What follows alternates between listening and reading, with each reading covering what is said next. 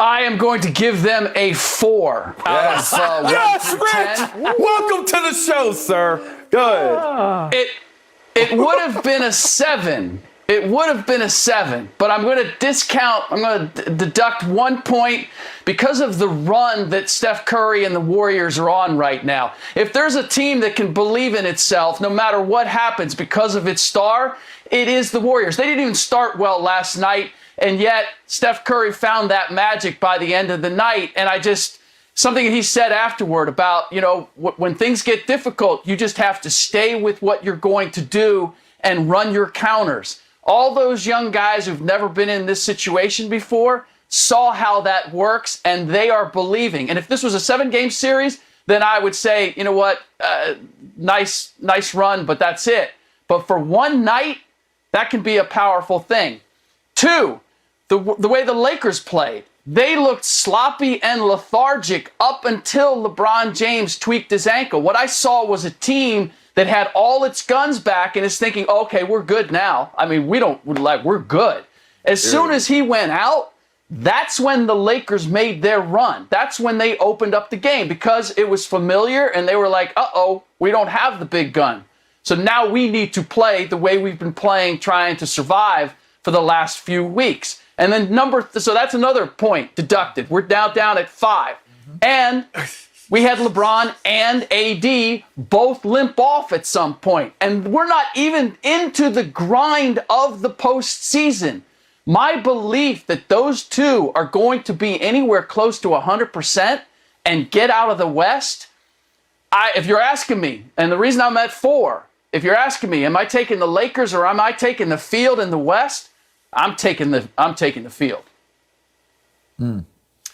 I was at a 7.5 before LeBron tweaked his ankle last night. Then I said earlier, I went down to a 7. So I deducted decimal points, not full points like Ric Bucher. So I think the Lakers should be the favorite. And yes, I'm assuming LeBron and AD will be able to play.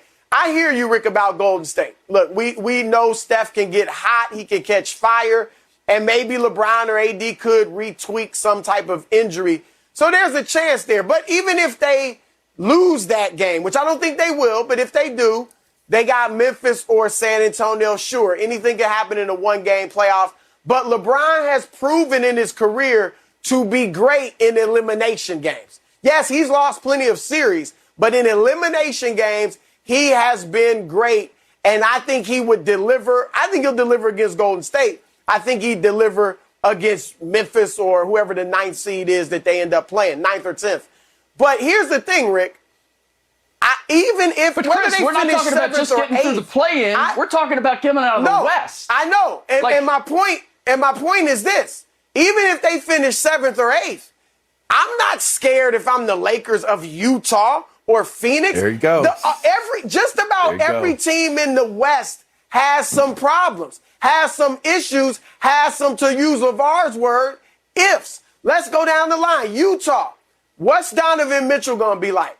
We're talking about LeBron coming off injury. LeBron had a lot more time off and rest than Donovan Mitchell will have on that ankle. So let's see what Mitchell looks like. And you know this, Rick, in the playoffs, in a 7-game series, you need that guy who can break down the defense and score one-on-one when the defense knows exactly what we want to do. Utah, if it's not Mitchell, if he's not able to do it, then they only got Jordan Clarkson in that role. And obviously, you're not banking on Jordan Clarkson, with all due respect to my vote for the 6th man of the year. Let's go to Phoenix. There is no way I'm taking DeAndre Ayton and Devin Booker, as nice a year as they've had. Booker's been fantastic. In their first playoffs, they're going to beat LeBron James and Anthony Davis?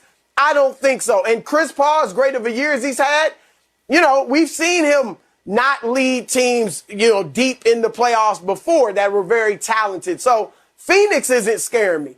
Denver, without Jamal Murray, their second best player is 22 years old. Michael Porter Jr. is terrific, but very young. Again, not taking out LeBron James.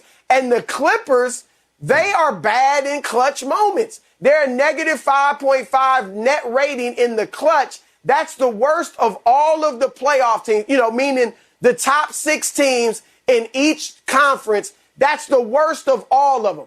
I do think the Clippers are capable of beating the Lakers. But if I have to bet, I'm going to go with the Lakers because the West is nice, but there's no world beater out there, and everybody's got some question marks. Yeah, my favorite part about Rick's 4, LeVar, this is great. So I was trying to think of 4.0 out of 10, huh? Are you thinking the Lakers are going to sweep Phoenix in 4 in the first round? Do you know, Rick, the last 9 times LeBron has been healthy and gone to the playoffs, he's gotten to the NBA Finals? Like, picking against the Lakers is very crazy. Well, then this doesn't apply because he's not healthy. Well, we don't know that. He's not looked healthy running the court yesterday. No. How do we? He sat out, missed 26 of 28 games. He's fully healthy. We think, right? That's what the Lakers are saying. What? He's played in 2 of the last 3 games. He walked off the court last night after an inconsequential He is the bionic tweak of his man. ankle. Rick, You how many can't tell times me have we he's done this healthy. with LeBron dating back to the Eastern Conference? Well, man, those 60-win Hawks, they look good. LeBron in Miami had to depart for 2 weeks to rest up, and LeBron and let's look out for the Raptors. We've heard this so many times. Stop falling for it, Rick. LeBron's 36. When has he he's ever up there in missed age. this amount of time with an injury before? He's also Other than got 2 years Anthony ago Davis, the number 1 defense in the league, Rick. They are as deep a team as LeBron has ever had. That second unit's good. This is a Laker versatile team. Andre Drummond, he may not play 1 minute against the Warriors. That's how versatile he is. And then he'll start against Rudy Gobert, and then maybe he won't play in the next series. The Lakers can interchangeably hang with anybody in the West. They are the Vegas favorites for a reason. LeVar, come on, Lakers 9.5 out of 10 to get out of the West. 6. I'm giving them a 6. And I'm going to stay with my 6. The ifers, the LA ifers. And here's the thing, right? All of these ifs, again, is just riding the fence of saying, if it happens, Chris can sit there. You, J-Mac, can sit there. You know what you guys can say?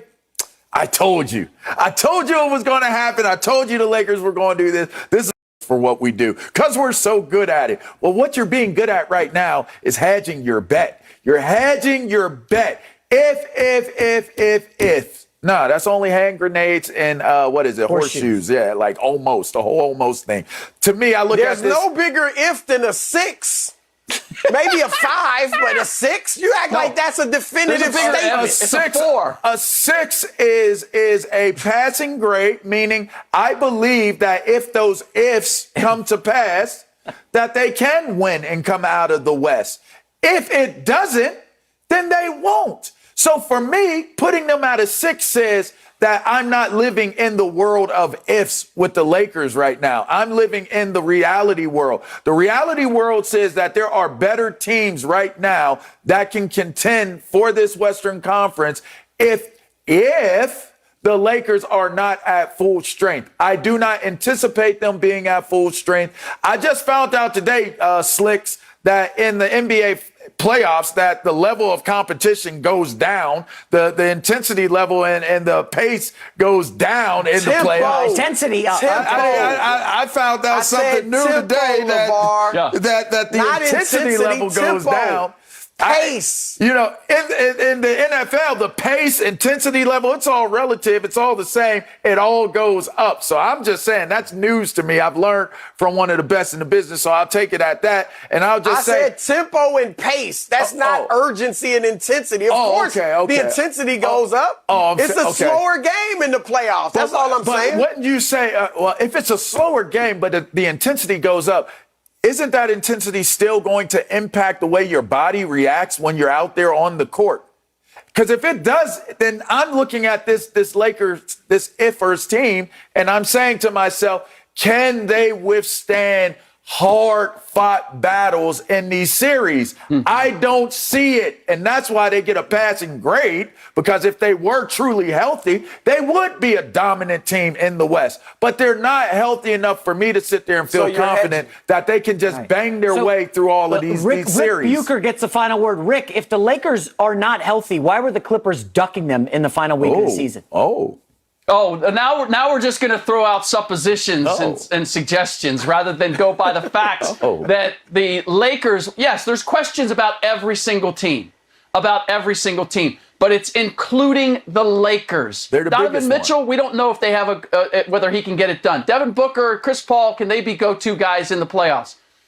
We have the same question with LeBron James and Anthony Davis. Can they be the go-to? Can they be healthy enough to be the go-to guys, not just against the Warriors, not just against the Jazz or the Suns, but to get out of the West? And that's as good of a question as we have with any other team.